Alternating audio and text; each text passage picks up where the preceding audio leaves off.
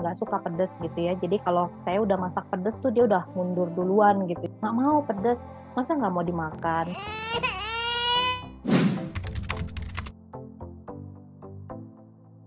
Saya Tania Helena dari Kupet Community Bandung.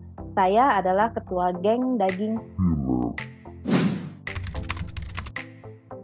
Pernah sih, karena memang saya kalau di dapur tuh kadang suka imajinasi tuh liar kemana-mana gitu ya. Ada salah satunya itu somai kulit sawi. Itu sebenarnya waktu itu mau bikin somai, cuman kulitnya itu susah banget ya, kebetulan nggak punya stok kulit somai. Sebenarnya sih bisa bikin sendiri, cuman saat itu lagi mager juga gitu ya. Lagi males ngulen-ngulen tepung. Akhirnya buka kulkas, ada sawi, coba deh direbus gitu ya, kan jadi dia biar lemes, terus ya udah dijadiin kulit buat si somainya itu. Walaupun bisa nggak ya pakai sayuran kayak begini gitu, gimana cara ngebungkusnya gitu kan. Kalau kulit somai itu kan udah tinggal dibentuk, udah ada bentuknya kotak atau bulat gitu ya. Kalau ini kan si sawi panjang, gimana caranya gitu. Akhirnya digulung, dan pas dimakan tuh rasanya juga cocok, masuk gitu, enak gitu. Jadi udah plus somainya dapat, sayurannya juga udah langsung di situ gitu.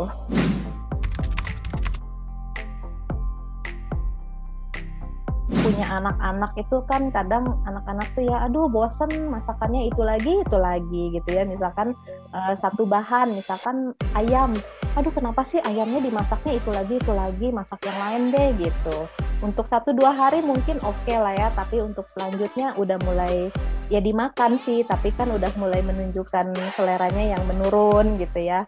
Nah itu kan kita harus kasih semangat lah buat mereka gitu, apalagi untuk yang susah makan sayuran gitu. Kita kan harus banyak-banyak punya trik gitu ya, untuk gimana caranya supaya anak-anak tuh mau makan sayuran kayak gitu. Jadi cukup penting sih kita harus bisa berkreasi supaya nggak bosen gitu ya, menghadirkan sesuatu yang beda.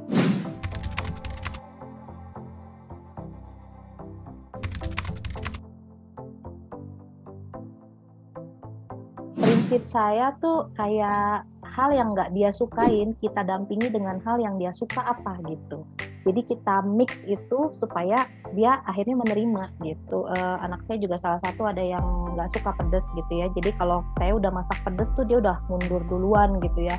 Nggak mau pedes, cobain dulu gitu. Pedesnya mama nih beda loh gitu. Mama masak tuh pakai cinta loh gitu. Masa nggak mau dimakan? Cobain deh sedikit. Kalau nggak suka, oke, boleh ganti. Besok kamu dimasakin yang lain misalnya gitu ya. Tapi at least kamu coba dulu gitu. Nah, ketika dia mencoba, ternyata enak gitu. Nah, kan mama bilang apa gitu. Jadi dirayu-rayu lah gitu. Dan kita bikin juga makanannya yang semenarik mungkin gitu ya. Yang ibaratnya ngilerable gitu. Dia ngelihatnya, wah tergoda gitu untuk mencoba kayak gitu. Tapi saya tahu punya kelemahan si anak ini nih, kalau menu ayam dia nggak mungkin menolak gitu, dimasak apapun dia pasti mau gitu. Akhirnya saya bikinlah ayam balado gitu ya, cuman memang nggak terlalu pedas ya. Kita kenalkan dulu kan mindset sih sebenarnya itu ya. Jadi kita pakai cabai yang gede-gede tuh yang nggak pedas gitu kan, tapi dibanyakin seolah-olah banyak cabai tapi kan nggak terlalu pedas gitu. Nah dimasak si balado itu, dia mau makan. Besoknya kita tambah lagi level pedesnya gitu, pakai cabai keriting seperti itu gitu, sampai akhirnya dia suka tuh makan pedas. Terus nanti masak yang lain lagi, telur umpamanya, telur dibikin apa sih? Kita bikin telur crispy, dia kan pasti seneng kalau udah crispy gitu kan. Kita masak lagi pakai bumbu balado itu lagi, mau lagi dia makan gitu. Kita tahu Vietnam spring roll kan dia pakai kulitnya yang kulit beras itu ya, kulit dari tepung beras. Nah itu kan agak susah saat itu tuh, belum banyak kayak sekarang lah. Kalau sekarang kan online tuh udah banyak lah seperti itu. Saat itu kan pasti teman-teman yang lain berpikir juga ya, gimana caranya ya pengen bikin seperti itu tapi nggak bisa. Akhirnya saya coba, sebelumnya saya bikin dumpling sayuran. Bungkusnya tuh seperti itu ya, dari tepung maizena sama tepung sagu. Saya satuin, saya bikin diadon jadi kulit seperti kayak kulit dumpling gitu ya, kulit somai. Berhasil. Akhirnya saya aplikasikanlah di si chicken spring roll ini gitu. akhirnya tapi itu metodenya saya kukus, jadi kan akhirnya jadinya bening gitu ya, si isinya tuh kelihatan gitu. Jadi ya ala-ala Vietnam spring roll gitulah gitu. Itu juga cukup puas sih buat saya gitu ya, karena saat itu jadi kayak memberikan solusi gitu ke teman-teman yang pengen bikin Viet roll tuh gimana sih gitu ya, coba aja deh kayak gini gitu.